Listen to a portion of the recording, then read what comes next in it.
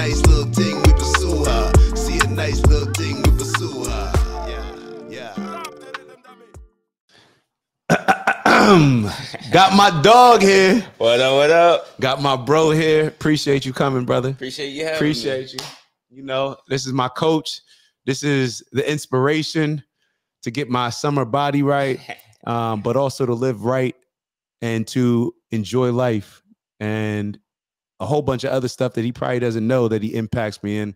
But especially when you can see it in people that are younger than you, it allows me to almost approach things where I'm looking at him, who he's already gotten to a certain point and he's younger. And I guess that could deter some people from wanting to go that route. But for me, I'm like, nah, look at what my young boy's doing. Like, I got to get like that. So it keeps me sharp. It keeps me wanting to stay in shape.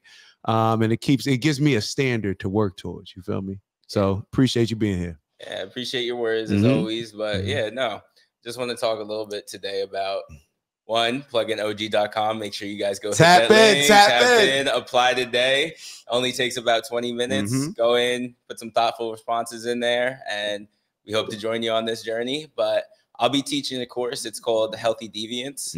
Well, let me introduce myself first. Definitely. But I'm Andre Knowles, and I've been a health and wellness coach for a little over 5 years now. And throughout my journey, I started it because of immense weight loss I had in my life. I grew up really overweight and not living the healthiest lifestyle. I didn't grow up with the money to necessarily have the best foods in the house, the whole foods, and kind of just eating what came my way. I was a football player. Figure it out as you go. Exactly. So I went into school probably around like 260 pounds and kind of college, high school. I went into freshman year of college, 260 pounds, just stopped playing football. And everybody comes to this point in their life where it's like what you've identified yourself as for however many years, like you being in the NFL, you feel that more than me. But kind of just football was my life. And after I stopped playing, the weight piled on even more. And I was looking for something, and fitness happened to be that thing that I'm grateful found me. And my freshman year of college, I stayed in the gym hard. I, at that point, didn't really know much. I was going to school for kinesiology. So learning as I go a little bit, and got down to 180 pounds my freshman year. So about an 80-pound weight loss. So through that journey, I started to see common trends when all my life I just thought eating healthy is chicken, broccoli, rice, no seasoning. This is boring. I never want to do this. And kind of seeing those trends align with the American trends and that what we have going on. You know, Harvard did a study, and 2 out of 3 people are overweight or obese, and 1 out of 3 people are extremely obese in the US. And what exactly, so people know? Gotcha. Yeah, what breakdown what obese is compared to, you said ultra obese? So extra we have obese? overweight, which is you're going to be, your BMI, your body fat, mass index is going to be anywhere over 25 for a man, and for a woman, I think it is 30. Okay. And then obese is 30 plus for a man, and then women is around that 35 range. Yeah.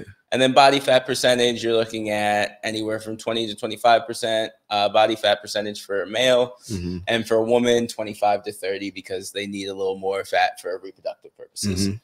And so when you look at that, and so say the numbers one more time. So you said 1 out of 3 are obese, and 2 out of 3 are overweight or obese. Wow.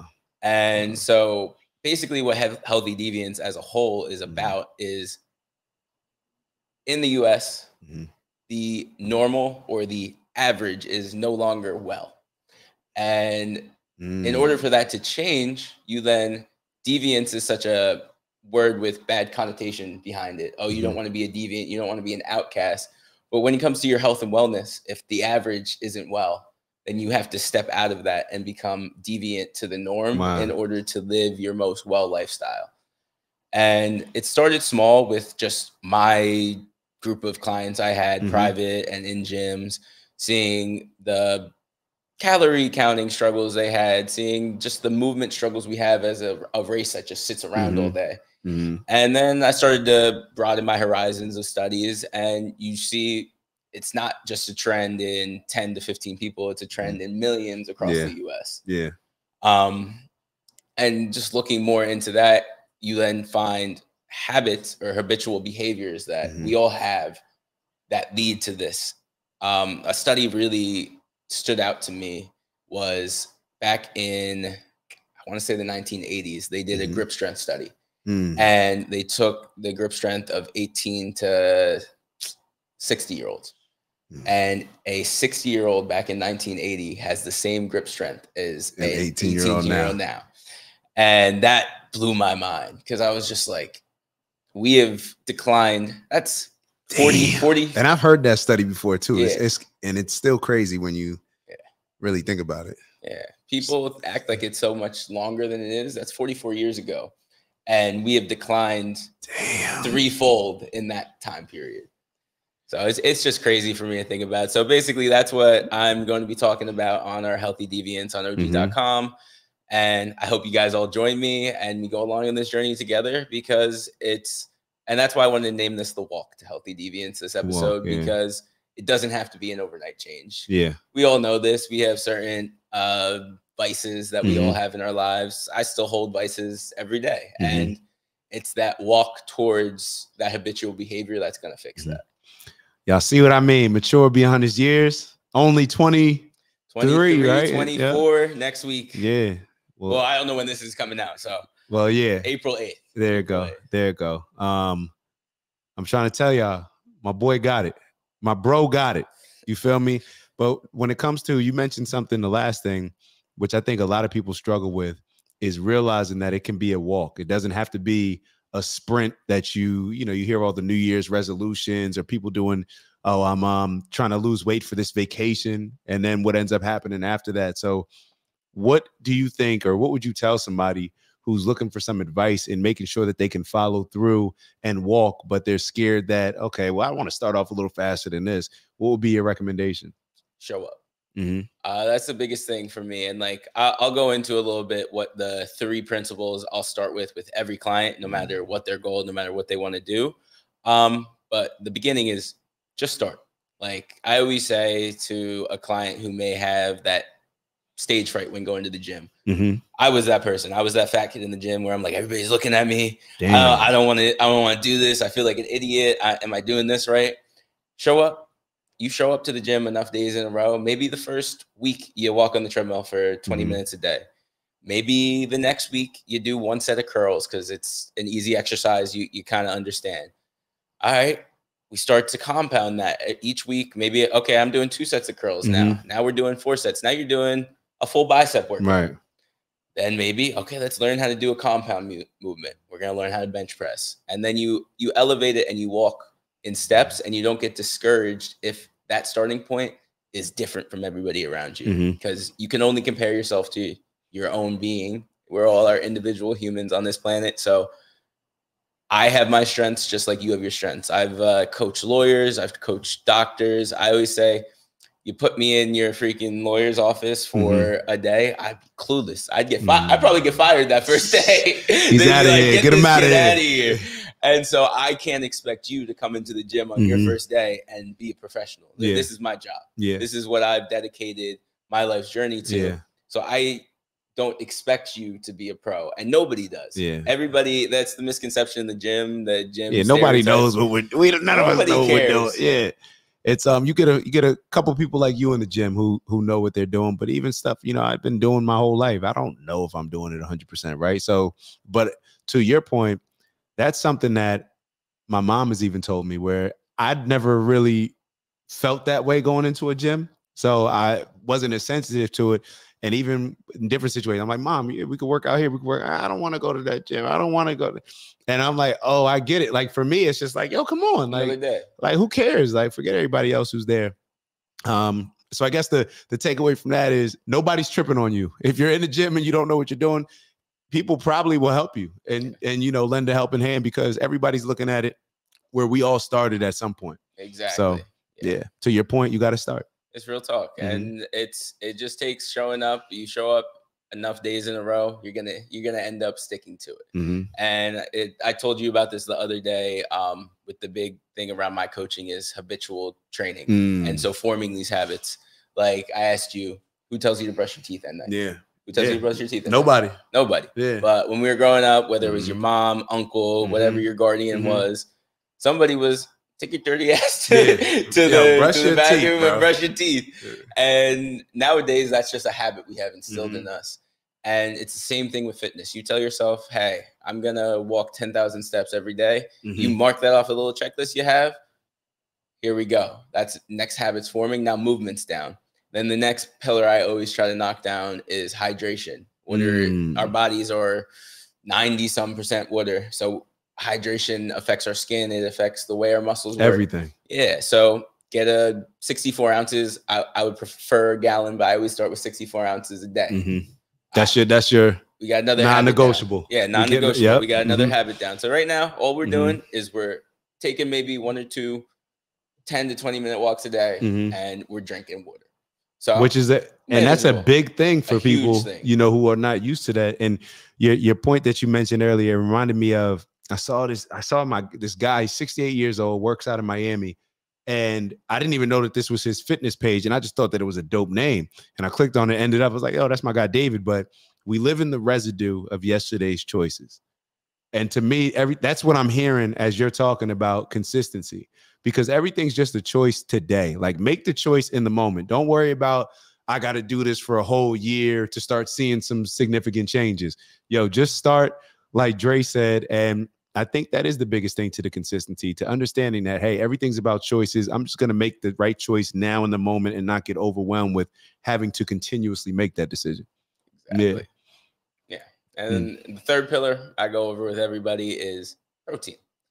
Protein is a big building block. And of course, eventually we'll get into the whole macronutrient breakdown. But protein is going to help you on your journey, because if now you're going to the gym, you're walking, you're maybe lifting a couple weights. Now we need to fuel these vessels that we carry around to build muscle. So now we got our 3 first pillars. You're going to eat 0.8 to a gram per body weight in your protein. You're going to drink 64 ounces a day. We're walking. I might, depending on the levels of a client I have, if it's maybe a 40-year-old mother who just wants to improve her quality of life for her kids and play outside, we might stay there for months. Really? Yeah. Just let's get this down. Let's be a pro in this. And then we can focus on everything else. Of course, I'm training you. We might do that for a week. Let's clear the slate. Let's clean you up, cleanse a little bit. Now we're going to go into something that you can handle, because you're a little more experienced. But some people, it might take doing that for a year. It might, I got to focus on, because these habits are lifetimes in the making. It's not going to break overnight. You're not going to wake up one day and everything you look at, you're going to think of your protein intake. Right. You may not remember at work to drink to your little line you have on your water bottle. It's going to take time. Yeah. Things come up. It's hard to move around. I know the struggle. I'm in the office 8 hours a day. You get out, you're like, I walked 1,000 steps today. But eventually it's going to be normal to you. And it's not going to feel like I always say, we need to work with the flow of our body. Oh, I like, that reminds me. Yeah, it shouldn't feel it shouldn't feel bad. So many people go to the gym, and you know it. You've seen the people. New Year's rolls around, they go super hard for 2 weeks, and then they're like, my body feels like it's actually broken. I got no sleep. I have no energy. Can't fuel my body, because they're at the same time they're doing this, they're then starving themselves, and they're fighting their natural flow of their body. But if you took these small steps, it's going to feel good. You're going to wake up in the morning. You're going to have a little more energy. You're going to, feel a little bit more limber and functional in your everyday life. And you're working with what your body naturally wants. You're not going 0 to 100 and your body's like, oh. Yeah, like, hold up, bro. Hold up. Yeah, you're falling in love with the habits that are creating the small steps that will eventually lead to the end result. And shoot, dang, there was something else that you pointed out earlier that I thought was real dope, but I'm sure I'll think about it in a sec. Oh, for sure. But yeah, everything that you're saying, the consistency, it leads to everything. Like, it leads to everything. I'm a big fan of studying people who have already done it and already been successful, and everything comes back to your decisions on a consistent basis. That's where it's going to determine how far you go and where you end up going. That's what I see. So. Yeah. Oh, I love that. Yeah. And like, when I think about something like that, looking at people where you want to be, like, maybe like it's me, like I'm looking at the business that you've created and like where I want to take Wellfix and my own personal brand and business. What if it turned, I always think back to this quote, what if it turns out better than you ever imagined? Because everybody, when you open your own business, you start a new endeavor, you start fitness, everybody just thinks of every single thing that can go wrong.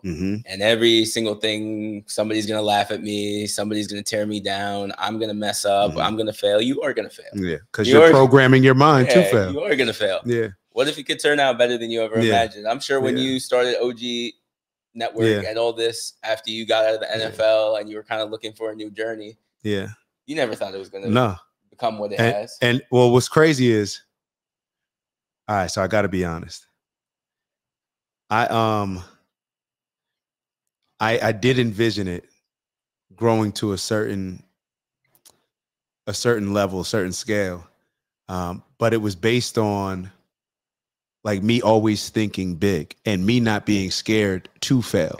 And that's actually been a tough thing for me my entire life. I was always scared to death to lose. And I was always scared to fail. And it's funny that you're talking about failing. You will fail. If you're pushing yourself, you're just going to fail. Literally, the video that I just did before you got here was based on failure, because we don't push ourselves. If we don't push ourselves, then we're never going to be able to tap into every area that's going to exhaust us to the point where now we're rebuilding and we're getting stronger. Same thing when you're breaking down your muscles. You want to break them down, get them back stronger. And if we don't learn from failure, and the book Law of Success, it was talking about how the most successful people learn from their mistakes, and they learn from their failures, and they learn from the failures of others. Failure is very valuable. It's the only way for us to know what we need to work on, what we need to improve upon.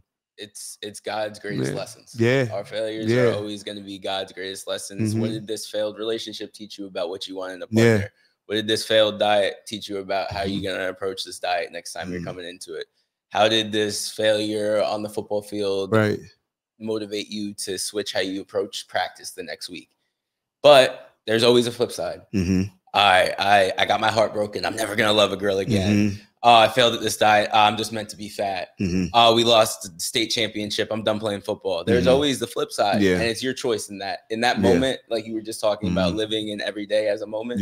In that moment, you have a decision. And a lesson or a loss. You always have a decision. Like that's how I look at it, a lesson or a loss. If it's really a loss, like you could turn a loss into a lesson, and then it's something to take away from. Like that's how I want to approach failures. I break it down. Is my failure going to be a lesson, or is it going to be a loss? If it's a loss, that means I didn't gain anything from it. Shame on me. It's almost, this is probably, we're going to go a whole different direction, but even from a standpoint of participation trophies, don't rob me of the opportunity to lose and really feel that loss, because that's the only thing that's going to make me want to improve upon something, because it's going to be hard work. You know what I mean? It's going to be a slow, whether it's a slow grind, a sprint, whatever it may be.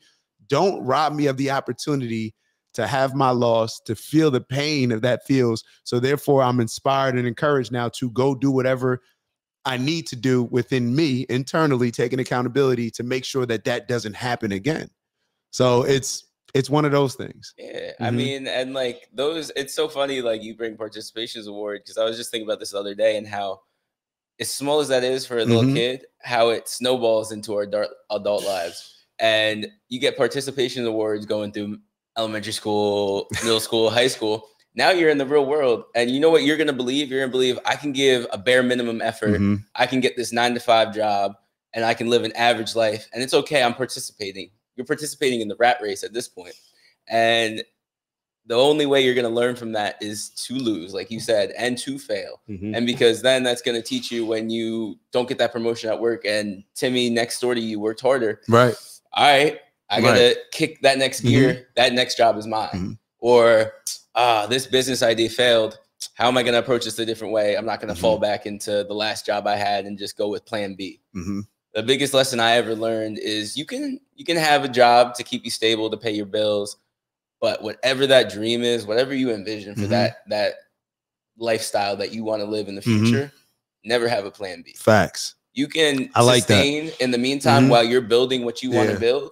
But never in the back of your mind be like, okay, I can just stay at this job for if this doesn't work, I can stay here and work this job forever. No, I'm gonna stay here and work this job until I don't have to anymore. until I figure it out, because I'm going to figure it out. Because as soon as you tell yourself you can't figure it out, you're going to stop figuring out ways to figure it out. I'm big on that, because you're putting that out to the union. You're programming your mind. Even what you said earlier, like everything is programming. When you're putting these things out, if you're constantly questioning yourself, if you're living in this type of fear, the things that you fear, you're giving the most power to. So that's the energy and frequency that you're putting out there. So what do you think is going to come back? Amen. It's just going to be all those things that align. So, and to me, that's what the consistency does. There is no bigger confidence booster for me than being consistent. Yeah. If I know that I'm willing to consistently commit to something. Like, you may beat me today. Yeah. You may beat me tomorrow. You may have a streak against me, but I am going to show up every day. And that's a lot of pressure. I don't know if you want to, you know what I mean? Like, that's because it's a lot of pressure on me, but I'm built. Let's see who's built for it. Let's see who's built for it. So that's, but it's consistency. It's a small thing. It's the little steps every day. Yeah, I made this video back, I was like a sophomore in college. And I remember it was consistency over motivation, because it's always this twisted walk that we live in today's society, when everybody's like, I need to be motivated to do this. Like, I was so motivated last year to lose the weight, but I lost that drive. And at the end of the day, you think I want to wake up at 5 a.m., go walk? We were just talking about the stairs I've been doing, like for my bodybuilding prep. You think I want to wake up, do an hour on the stairs, lift, hit the steam room, take a fucking cold shower before I go to work, and then work 8 hours on top of that? Most days, no, I do not. I want to stay cuddled in my warm bed, sleep till 10 a.m., roll out, not have to do a thing. But that consistency then motivates me. I then look at the package I brought to the stage at the end of that 15-week period of death. And I go, okay, I'm motivated to do this again. And it works like that in every aspect of our life. Like, you might walk or you may lift for a week, for a month, for 2 months, and see no progress, because you're now undoing some of the bad habits you've done in the past. But you know what's going to motivate you? On that 3rd month, when you see 5 pounds down. Now it's getting real. That consistency brought us to that motivation. It wasn't that day. No. It's like the hammer. What do they call that? The rock.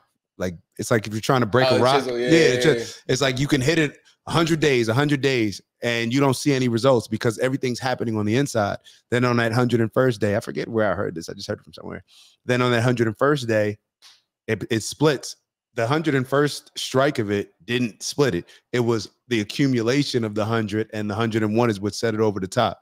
So it's still the consistency. And you reminded me of the point that I was going to bring up earlier, when you said I hear foundation, the importance of foundation. So when you start working out with somebody, even if they feel that they're more advanced for something, it's like, no.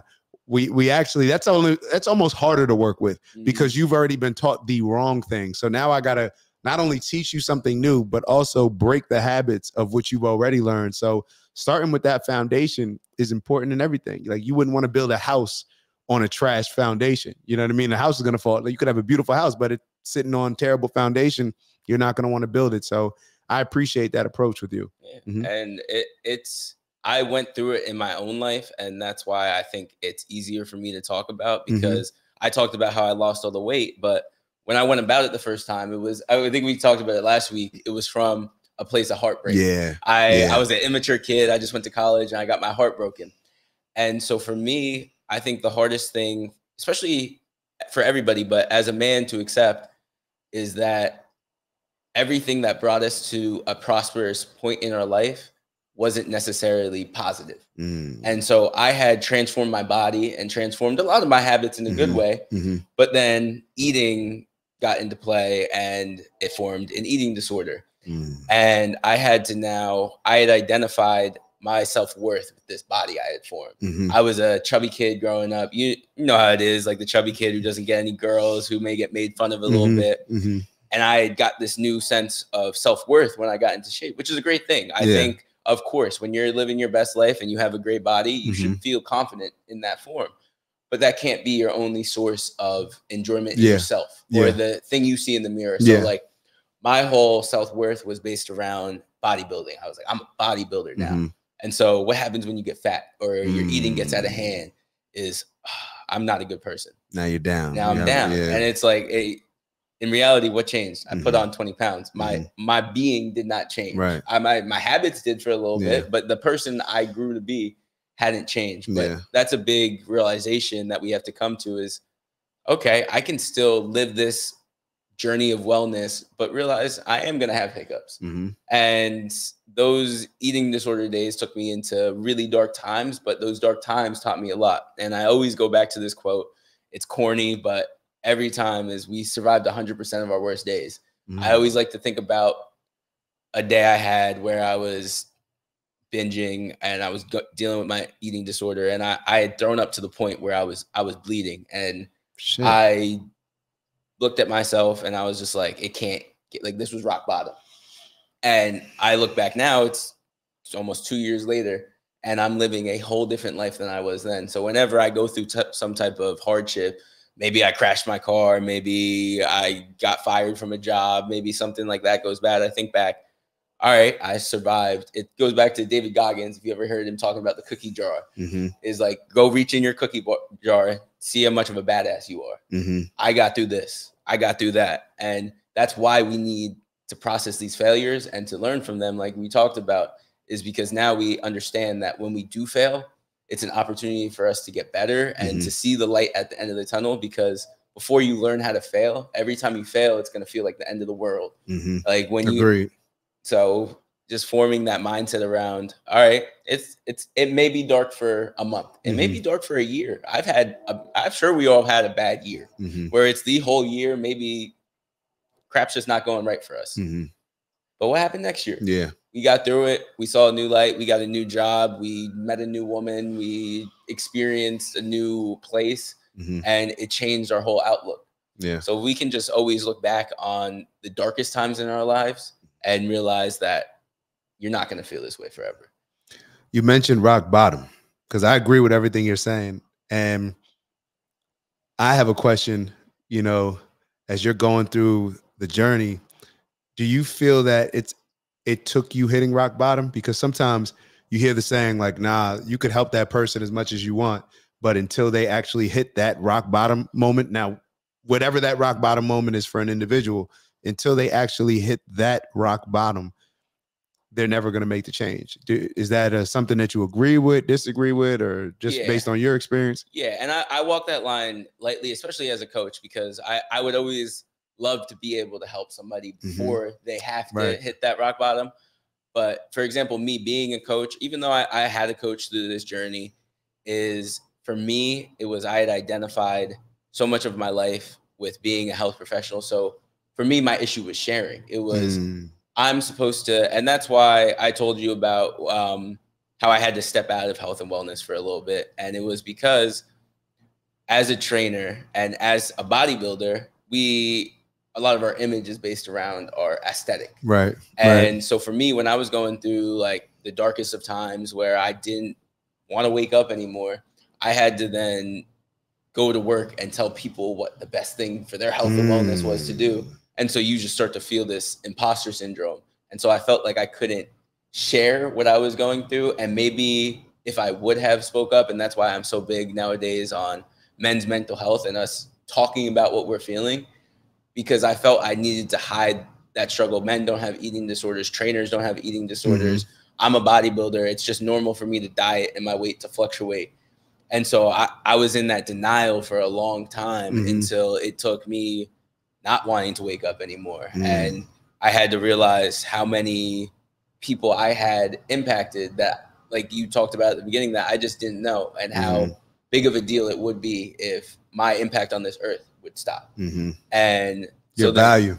Exactly. And for a while, and like I always talk about this with like people I've like talked to who may be a little depressed or maybe going through a hard time, is everybody says you can't live for somebody else. But I think if that is your driving force for a while, that's okay. Like I remember when I was getting out of this depression, like I was like, I can't do this. Like I need to be better for my mom. And then you put enough good days or enough days of doing the right thing ahead of each other, And you're going to wake up one day and you're going to be like, I like this life that I'm living. And it happened to me. It took a year and I was going through it. I was up and down with my eating disorder, in and out of like therapy. And then I came to the point where I woke up one day and I was just like, oh, I'm excited. Yeah. And like a lot of us lose that spark, whether it's depression or whether it's just, you know, a boring job that we go to every day and we don't have any outlet, is we get stuck in such a rut and we wake up every morning and we're not excited. And I think that's the saddest thing, because like this life on this planet is a gift. And if you can't wake up every morning energized and excited for what you have to do, there's always going to be something that sucks. Yeah. There's always going to be something like I just talked about, doing my stairs, but like I'm excited to make progress in my wellness. I'm excited to who I get to speak to today. And I think that's one of the biggest things that has helped me at this point in my life, is being curious and excited to talk to people. Because somebody like me, it was a big deal to connect with a former pro athlete, a business owner, somebody who was bigger and more well-established than me. But the only reason I was able to form this connection was because I was like, I want to talk to this dude. He seems interesting. I was excited to explore the possibility of what was inside your brain. And if we can approach every day like, oh, I don't know what could happen today, it becomes exciting. You're like, what would happen if I got my workout in, if I went to work and I gave 100%? Yeah. It's like, oh, some cool crap might happen. Yeah. It's almost, this is a big saying for me, or a big mentality, to approach every day like that big break that you've been waiting for. It's happening today. Prepare for it, move like it, dress like it, walk like it, whatever you need to do. Obviously always moving with integrity, not being cocky and arrogant. Well, unless being whatever you need to be, whatever, to be your best self. I don't want to, you know, categorize or put a box on anybody, but just being able to move through life in that way, it's almost putting out the frequency that we talked about earlier. It's programming everything around me, where you it's like being around certain people where they just feel like they always have bad days. I don't want to be around that type of person. I'm sorry. Energy's getting like, you know what I mean? Because you're always having a bad day, because your perspective, your outlook, the energy, your frequency that you're putting out. And that's usually the type of person that, you know, thinks that everything's happening to me, you know, rather than controlling and understanding like, yo, we control our surroundings. You being who you are as a person just came up to me, you know, boom, we start talking, we start building. And now I'm looking at it like making plans moving forward. Like, yo, we got to do this. We got to build this. We got to get down to Miami. We got to open up the wellness center. We got to do all these things. That would have never happened, you know? So yeah, it's needed. It's needed for us. For sure. Yeah, no, it's like, I always just think back to when I first started in fitness and I was a 200-some pound kid with, I always used to say 6-pack of Tootsie Rolls. And if that kid would have looked at Dre of 2024, he'd be like, that's not me. And that's what my papa instilled in me since I was a little kid, is he was like, always have a vision 5 years down the line. What's your 5-year plan? I used to go see him in Florida every year. And once a year, he would look at me in his Jamaican accent and he's like, what's your 5-year plan? And I was like, I had no idea. I was 10 years old. I was like, what's my, what is I don't know, be a plan? teenager, start driving. I don't know. Yeah. But now it's like, yeah, I do live every day like it's its own individual life. But I also have a vision for what I want my life to look like. And not exactly what I'm going to end up with as a partner, as a business, but just what I want it to feel like. Yeah. And what I want my freedom and my independence to feel like, rather than going in it blindly. Like, oh, like the hardest worker in the room doesn't always get the most out of it because he doesn't have that hindsight of what's going to get me to where I want to be. Yeah. You can go in there and make 100 calls a day, but I mean, the oldest saying is like, work smarter, not harder. Sometimes you got to be like, all right, where is this getting me? Okay, I made 100 calls. 2 people answered me today. Maybe I try emails tomorrow. Right. Like, it's like simple as switch like that.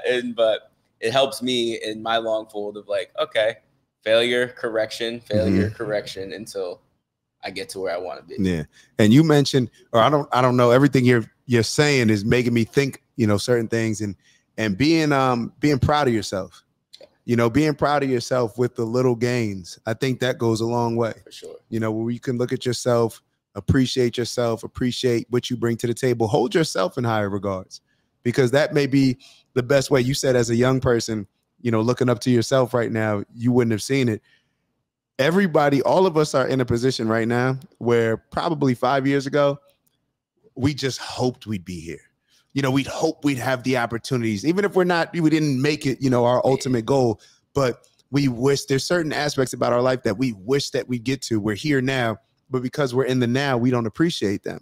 So for me, I'm switching my mindset to celebrate a lot of these things, like actively, not just in my mind, but to celebrate it, to share it with other people.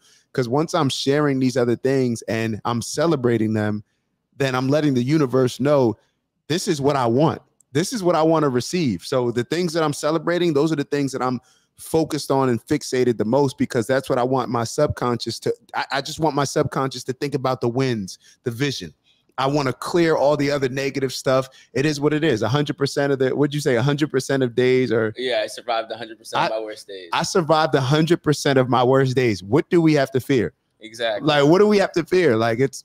Yeah, I think that's the biggest thing, like going back to our frequencies we give out.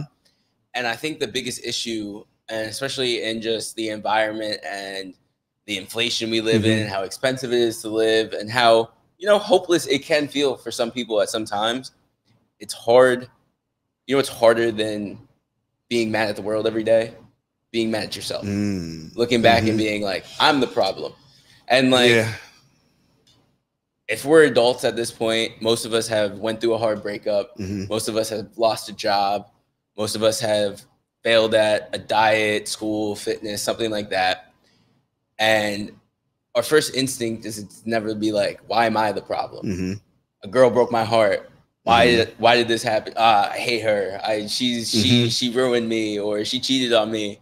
But it's like, all right, were you the best person you could possibly be in that relationship? Right. Did you make her feel like a queen? Why did she feel like she needed to do what she did? Right. Not justifying her. There's always going to be blame on both sides. Yeah. You never have to justify their actions. Yeah. But you can't justify your own actions because of their actions. Yeah. And that goes with every relationship you've had. Like, I've dealt with difficult bosses in the past, but they've all asked something out of me that I wasn't giving them. And that's why they were giving me a hard time. So then you have to look at yourself and be like, yeah, maybe he is a hard ass about getting in my projections at the end of the week. But okay, well, it would probably make me a better trainer if I was on top of this. Yeah. If I was programming more ahead or in advance. And then that can make you a better human and prevent those same mistakes from happening again. But you know what happens to these people who want to blame everybody is then they wake up and they're not looking at themselves. So now you know why your life sucks every day, because you're making the same mistakes. You're doing the same thing wrong. The reason why you're fat and you don't like how you look, and I'm sorry, but I say this because I was there. Yeah. And it's because you don't look at yourself and be like, okay, well, I'm eating such and such. I'm not moving. I'm going home. I'm turning on the TV, cracking open a beer. And this is why my life looks like this. And that's a lot harder than blaming everybody else around you. But usually how it works in life is the short-term easy fix is the long-term, the long-term struggle.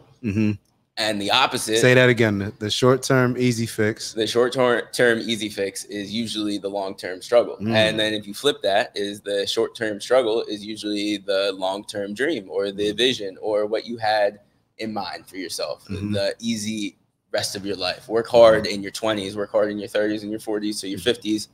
I'm chilling on the yacht with my homies. We in Ibiza. We got a couple of honeys. Yes. You know what I mean? So I was a young boy. No. I'm just chilling by myself. I'm not talking about him. I'm just joking. It's always good to have ladies around. Come on now. We got to have the ladies around. Of course.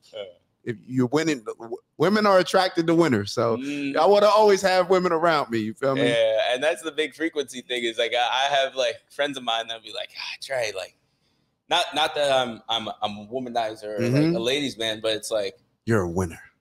Yeah, but it's the energy I put out. It's like you wonder why a woman's not attracted to you because you're not a Calvin Klein model or you're not freaking Chris Hemsworth. Yeah, she's not attracted to you because you don't believe in yourself. Because you don't like you. If you don't like you, why is she gonna like you?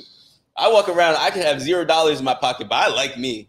Ooh, so like talk your shit, boy. So like I'm bound to end up with something, friends, women, whatever it may be. Abundance will come my way because I like me. But when you don't like yourself, nothing's going to come your way. And that can get tested. And that's a beautiful place to be in. When you get tested and then you prove to yourself, I do like me. Because when you get put in certain positions, when you're not confident in yourself, you don't like yourself, that nervousness, like, it's going to come out one way or another.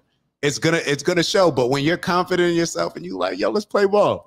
Like, you think you're better than me? Like, let's hey, I'm ready to handle however this goes. You know what I'm saying? Always fear the silent person in the room. Like, I always think back to that. Is like, say, like, for the audience, if I'm in a room with David and a bunch of his colleagues that are a little more established than I am in the room, I'm my mouth shut. I got 2 ears. I got one mouth. I want to soak in everything they got to say, and then I'm going to be better. That's something that I feel like when I say you're wise beyond your years, this is why. Because I feel like I was right on the cusp to still having that old school type of thinking where I don't know. I get into sometimes back and forth with friends, family, whatever it may be. And if you tell me about something with nutrition or something like that, that's your field. So I'm going to, hold it in higher regards than me if I'm not researching that. And I feel like that is one of the things that's missing in a mentee-mentor relationship, where because a lot of these young kids are so entitled that they feel like whatever you're telling me to do it, and I got to read a book every week and I got to do all this stuff, but then I could just go on YouTube and all I got to do is this, and that. And instead of them just saying like, yo, how fortunate am I to have a coach that's in my life, not on YouTube, but one that's in my life. And they're telling me, I'm just going to be quiet. At least I'm going to try it. I'm going to give it a chance. They've already shown the results. If they haven't shown the results, then maybe you should question whether or not that's the right mentor for you in that particular area. But if you have a mentor in a particular area and they've shown you the results, you got to give it a chance. What you said earlier, criticism, knowing how to decompress or unpack, whatever you want to call it, criticism, and taking advantage of people that you think may even be overcritical. If somebody doesn't like me and they say something about me, 99.99% of that stuff may be true. Or may be false. But you know what? I'm gonna look internally, like you said, internally. Even if that situation with my significant other wasn't all my fault, I'm still going to put it on me, because when I put everything on me from just internally, it's going to force me to grow into the best person. Let's see how much I can grow. What if it was me in this particular area? So that's always how I'm looking at stuff, where I don't ever want to take away the power that I have in a situation and the ability that I can change the situation. For instance, I'm kind of going all over the place, but when you said something not being your fault or something that is, it is beautiful for us to lose, and it's because of things that I can control. Exactly. Because now I can fix those things. Who wants to be in a situation where I lost and it's totally out of my control? Yeah. That's powerless. That's helpless. Like, that's helpless. So I want to be in a situation where I can look at myself and see like, oh, we lost because I did all these things wrong. All right, that's amazing. I get all these opportunities to grow better. And now what is my outcome going to be? So you got me going, bro. Yeah, like, I love what you just said, because I just watched a video yesterday on this, and it was this rabbi I didn't say it already. We both are very spiritual, but I'm Jewish, Christian by faith, I think. Not by upbringing, but I've probably studied the Jewish faith. I didn't even know you were Jewish. Yeah, I got my chaya right here. I've probably studied. I'm probably around more people that are like Orthodox Jewish than maybe Orthodox Christians, to be totally honest. Yeah. So I learned from all faiths. Of course. Yeah. And I grew up with both. My father was Catholic. My mom was Jewish. So it goes down the bloodline. I did take her Judaism. Cohen is my Jewish name. But talking about that video, is the rabbi said, there will never be a solution to somebody's problem that isn't yours. And so the most beautiful thing in life is to realize the only way to solve an issue is to make that problem ours. And so say we're going through a breakup. If you're still hung up on that person, you still love that person, and you're going in your brain is like, why are they broken, or why can't they love me the way I love them? There's never going to be a solution, because you can never be that human. You can never be another person. So you're never going to solve their problems.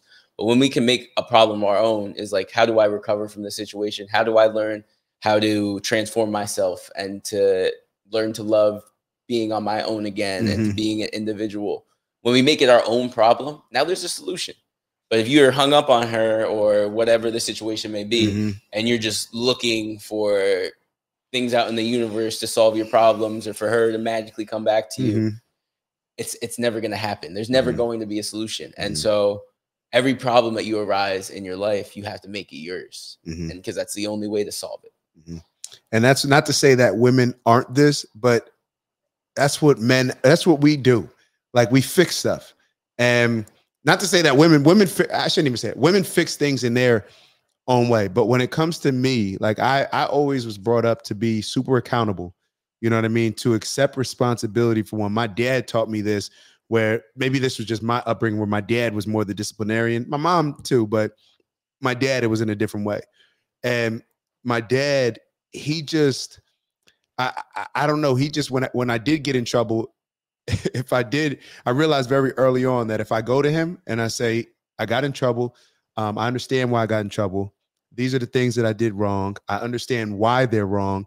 And not only will I work to actually change this, but here are the ways that I'm going to demonstrate to you that I'm working on them. When I went to him and said those things, I could see him melt. You want to know why? Because it was just like, my little boy getting accountable. Like, you know what I mean? Like, you know what I mean? Like, that's becoming a, you know what I mean? So it was never like, it was like, yo, that's my bad. Like, that's the most like superhero thing you can do, is to accept accountability and responsibility, and let everybody know, like, and not only do I accept responsibility, but I accept responsibility for changing. And I'm gonna let y'all see, because I'm gonna make sure that I'm fulfilling my role in this team. So that was always it for me, looking at it like that. So I don't know. I want coach yelling at me. I want coach counting on me. I want to take the last shot or make the last pass, whatever it may be. I just want to be somebody that my team can count on. Yeah, and for sure. And my dad was my coach growing up in basketball, a lot in rec. I definitely had coaches that were that hard disciplinarian, but I almost feel like I learned my accountability and almost the way I approach hardships. I would say my mom was more of the hard disciplinarian. It was like, you mess up, it's like, oh, I go talk to mom. But my dad had this approach towards life where he was just happy, but almost just neutral. He was just a very neutral dude. And so I remember when I'd be crying over something, he would just have these sayings that would always just like, they would just make you look back and like, all right, let me collect myself and think about the situation. And one he always told to me is, say like something tragic happened, or I lost at something, or I failed and I'm really down at myself. He would just look at me and he would go, life, what a concept. And those were the only words he would speak. And sometimes it would make me mad, because I'd be heated, I'd be in the moment, I'd be like, I want a solution. But then you sit back and you think and be like, it is. And then you just start to become more neutral about these highs and lows, because you notice one always leads to the other. And so if we can look at more overbearing things in our life as neutral and just things we have to deal with, we can approach them with a more level mindset. Where like, I was really messed up for a while when I didn't have a lot of money going to school. So when I went to school, I have a lot of student loan debt. And that was something for a while that like overarched, just like, it's just like this cloud over your head where you're just thinking about it all the time. And I had to just be like, it's neutral. There's millions of kids around the country that have student loan debt. And it's just something I have to, what steps can I take now that I've accepted this, accepted for, hey, whether it's the next 5, whether it's the next 10, whether it's the next 20, it's something I got to figure out solutions to deal with. And then I was able to make a game plan. Like, okay, I'm going to do such and such to make X amount to then cover that for the month. But if I would have just looked at that as some overarching cloud for the rest of my life, I would have went into avoidance. And when we can look at something neutrally and collect our feelings about something, like I think I told you about the book, The Untethered Soul. And so one of the biggest things is detaching ourselves and the untethered soul. So detaching ourselves from that inner voice in our head, because even though that's in your head, it's not reality. It's somebody speaking. So it's a human voice speaking. Like you hear, like you could just right now, I challenge the audience as I'm talking. What are your thoughts about me? Yeah. And I'm sure it's not just the reverberation or the repetition of what I just said. You then listen to what I said, and then your inner dialogue said something about what I said. And I bet something just popped up in your brain, like, oh, he said such and such. I feel this way about it. And so if we can detach ourselves, like, for example, if you're walking to the car and it's cold, in our brain, we go, I only got like 10 more minutes till I get to the car. And then that coldness is over. If we can just go, it's cold. That's it. It's cold. That's my reality right now. And then you get to the car, cool, everything's all right. I got a solution. Maybe I sped up. Like, it's a very simple example, but it's just accepting this moment for what it is, rather than putting some type of plus or minus score on everything that comes across us in our life, because there's always going to be a rebound. When you're at that top of the wave, it's always going to crash down. And when you're down at the bottom of that mountain, at the end of the hike, there's always that climax. And so if we can realize that the highs and lows are just part of lives, and to live in, I think I said at the beginning of the podcast, our own flow, we can take a lot of things as neutral rather than debilitating. I've heard some rabbis speak. I've been recently doing a lot of deep dives on Bob Marley, and just watching the Rastafarian culture, and I can't help but, as you're speaking, shout out Jamaican by blood and Bahavian. See, I can't help but hear that, and to me, that is just to be, from a leadership standpoint, that is the ultimate. When you can just never get too high, never get too low, and you're just approaching things as they come. It just is what it is. I'm not ever getting too emotional about this situation to where it's clouding my judgment, because that's all it does. Getting too high or getting too low can cloud it in different ways. So I definitely appreciate it. And that's what I hear. And I don't know, I'm kind of going off into the deep end a little bit, but when it comes to your dad, I've never, talked to, you about your dad, but when I see the Rastafarian men and I see them so connected with nature, and it's almost like from a nature way to approach life. I don't even know if that's the right way to say things, but in nature, what happens? Okay. You're going to have the spring, where things start to grow, the summer, things maintain, the fall, things are changing colors, but it's really because things are, some things are dying, going through a transformation process. I don't even want to say dying, whatever it is, leaves are falling off, and then you go through the winter and it's like, oh man, like it's winter, nothing's growing, but then everything, comes back in the cycle. So when that what you just described, whether you're at a high, you're most likely, you're going to have a little bit of a dip. You're a dip, you keep, being consistent, and it's going to, you want an upward trajectory. But when you can approach things like this, it allows you to approach every situation with a clear mind in order to make a logical decision about it. And that's the type of leadership that I yearn to become. I yearn to become that type of leader. So yeah. No, for sure. And I like when you said there's still an upward trajectory, because that's like a big thing. Like when I say that to people, they're like, so it's just supposed to stay the same? And I'm like, no. But when we can control our ebbs and flows, and so say we're here, we get real high, we got a promotion, and then maybe car accident happens, your kid gets into some trouble and needs some money. All right. Yeah. Now we're all the way down here. And if you keep doing this, you know what will happen? You'll maybe end up here, or maybe a little lower than you started. But if we can ebb and flow, then, okay, I got a promotion. I'm a little happy. It's a good thing. I'm going to keep working hard towards whatever I want to work towards. All right, car crash. All right, it happens. Yeah, whatever. I'm here. And I'm working on that upward trajectory that whole time. And so when we can not crash at the end of our wave, is when we make progress. And when we can accept the highs for what they are, accept the lows for what they are, we'll never get too down, but we'll never think we're above failure. Because that's the big thing, is when we're winning, we forget what it feels like to be at the bottom. And I've went through that with like friends I've had. Like I've had friends that they've made a whole bunch of money, And then something happened, and they I had this one friend, he was in the stock market and he had a whole bunch of money in his account, and something crashed, and then overnight, blank zero. Good luck. But when you're at that period of you're flowing, that money's coming in, you're relaxed, you feel free. When you crash and you're not expecting it, you tend to forget what it feels like to be at the bottom, and so you don't use those same methods to get back to where you were. But if you can collect yourself and not get too high and realize that, hey, I'm not better than anybody because of where I've worked to be, and in order to stay where I am, I have to continue those habits that brought me here and not become stagnant. I'm sure there's plenty of points in your life where you could have become stagnant. You got your NFL contract, you got a little money in the bank, and you could have been like, mama, I made it. This is what I wanted. But you got out of the NFL and you had a second life. Yeah.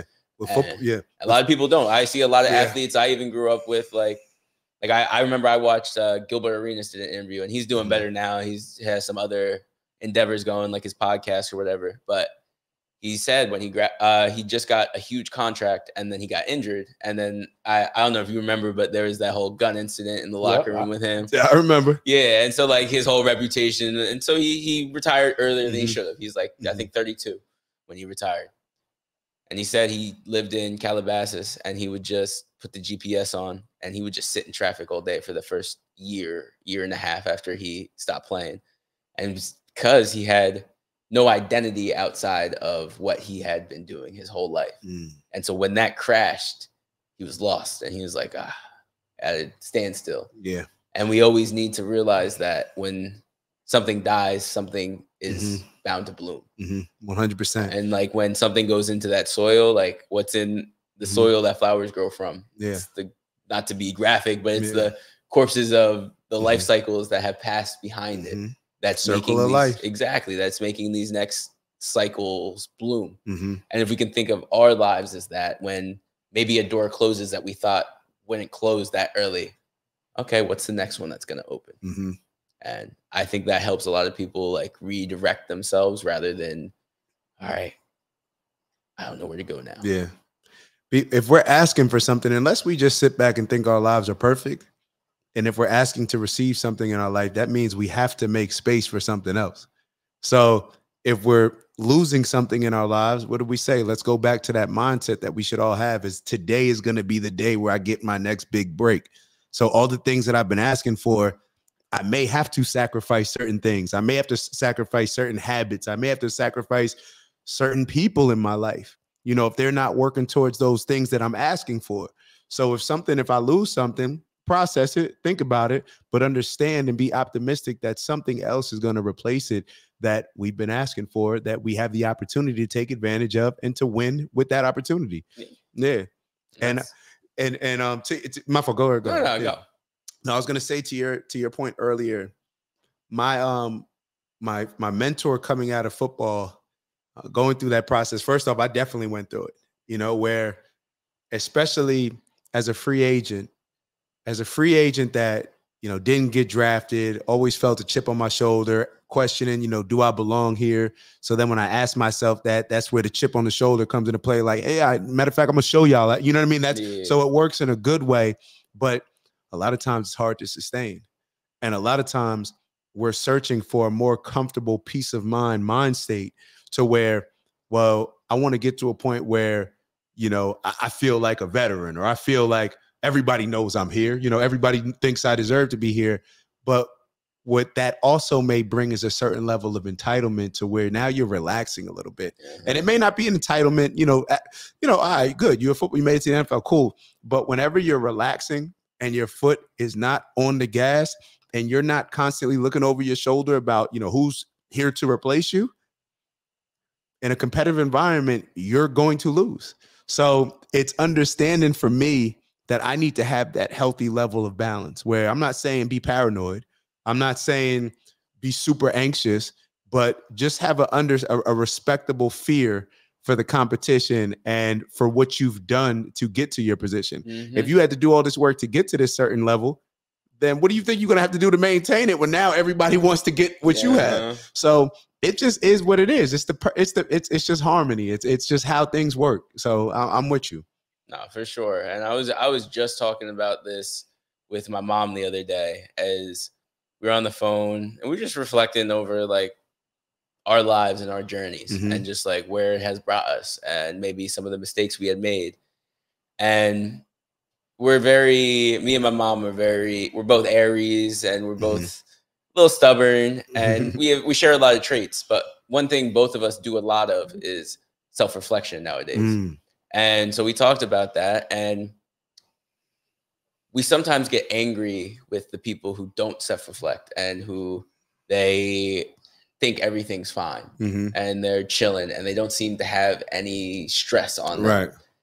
But like what you tend to learn when you start to go on this journey to find mindfulness is the people who don't have that in the back of their head are the people who need it the most.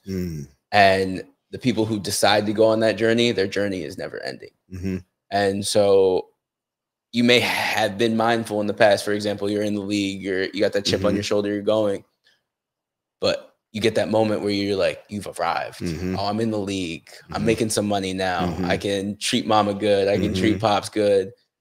All right. And that kind of goes away of like looking at yourself and being like, all right, well, what's next? What can I work on next? Because that's what's exciting about life. It's like, okay, you climbed one mountain. What's the next mountain I want to climb? And that's hard. And so a lot of the times people just become stagnant and they stay in one spot. And those are the people who need that mindful. It could be a billionaire, it could be a millionaire, but they may need that mindfulness the most. Okay, you made the money you wanted to make, you have a successful business, but why is my marriage failing? Yeah. Why am I not being the best father I can be? Why am I overweight? It could be a million things we're working on. And so I always like to say my journey is never over. Like people will ask me after I do a show, like, oh, okay, did you do what you wanted to do? And I'm like, maybe in bodybuilding. Yeah. Maybe I did in bodybuilding, but all right, I'm a rock. I rock climb now. So it's like, all right, one of my next goals is to summit Kilimanjaro. And so like, all right, that's a long-term goal that I have now, but that door wasn't open 5 years ago. Yeah. And so just because one climax has come to fruition doesn't mean there's not another one 5 years down the line. I agree wholeheartedly.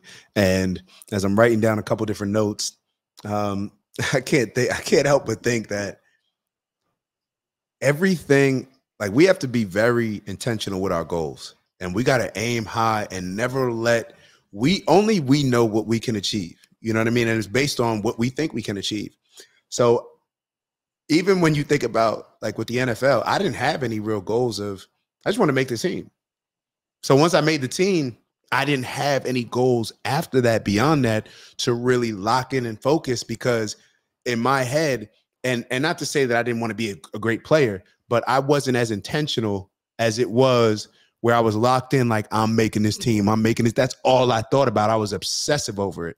So then when you make the team, there's naturally okay, now I can let the breath out a little bit before you know what I mean? Like you're just doing that. So if we're not intentional, as soon as we accomplish something, celebrate it, but also let a part of that celebration contribute to us understanding that, oh, that next one, it's going to feel even better. You know what I mean? Like that next one, the journey. I'm not even talking about the trophy. Forget the trophy. The journey is going to feel better, because every failure, now I get to learn something new. You know what I mean? This is how this is how I think we're supposed to think. As far as you talk about like life's flow, this is where life's flow is taking me. So I'm and that should be a certain level of excitement. Yeah, and that's what I was about to bring it back to too, is like that is the excitement of life. For example, I've been bodybuilding I started when I was like 19, so it's like 4 years now. And throughout this journey, I started as a fat, overweight kid, and not saying my body will never get better than it is now, but I've gotten to a point where I was very proud of the physique I brought to the stage in the past. So maybe 5 years down the line, I won't compete in bodybuilding anymore. But I found climbing, and my brother got me into it. He's more of the agile athlete. I was always more of like the brolic, powerful person. And so finessing and learning how to use my body in a different light, I was so bad. I sucked. I sucked for months. And I feel like part of maturing is getting excited when we suck at something, because it's an opportunity to get better. And I think an immature mindset around a lot of these things is I'm good at such and such. I'm just going to focus on this avenue for the rest of my life. And this is what I'm going to do because I'm good at it. And you're missing out on so much love, so much fruition that you may have in other aspects that, you know, you might like. I know myself, I'm a 6'2", 200-pound guy. I'll never be the best climber in the world. But I can be a pretty damn good one, and I can do some pretty cool things, and that's going to lead to some pretty cool experiences. And it's the same thing in business. You might not be the next Mark Zuckerberg, but you might have a pretty cool damn future in whatever industry you're going into if you just give it your all. And that's what excites me every day is like, okay, what did I suck at yesterday that I can be better at? Like Kobe, we just talked about me going into my Kobe year. Like, what is that Mamba mentality? Kobe is 1% better every day. And so there's always another percent to be had. There's always another avenue that you can get better at. Your jump shots cash, you're hitting all your free throws. All right, what those dribble moves look like. All right, your biceps look good, your back looks good. This is bodybuilding. Okay, what do those legs look like? And there's always a percent that we can get better in a different area each day. And that's the most exciting thing I think we could ever experience. Yeah, working on something new. Seeing your body do something that it's never done before. Like when we get excited about AI and all these other things, do we realize that the beings that we are, we can literally become whatever we want to become. We can change the way our body looks. But we're not always as excited about that as we are with the technology and things. That's a whole different conversation. But I just think about that when I think about what you're saying. Yeah. Healthy deviance. Healthy deviance, a new way of life. Healthy deviance, a new way of life. A new way forward. What is your 5-year plan? All right. So if I were to look at it where I see myself in 5 years, so one of the things I always look back at is like, I loved my parents, but they were older parents. So I do want a family, probably before I'm 30. So that means finding my person. So that's the personal side of things. Business. Ladies. Hey, what's up? Ladies. Come on. But you need some self-respect. Yeah, facts. Facts. They know. Shoot. I mean, yeah. But freaking business-wise, I want to get the Welfix Center up. So one of my biggest goals is to make 1 million pounds in weight loss in the US. So whether that's through online programs, through in-shop workshops in my own studio. So in the next 5 years, I hope to be well towards those 1 million pounds, and with my own place that has my own business name on the front door. Love that. And you'll be there. And if everybody understands and I want you to understand this, I think you're way mature or you're responsible enough to hear it and it not impact you in a negative way.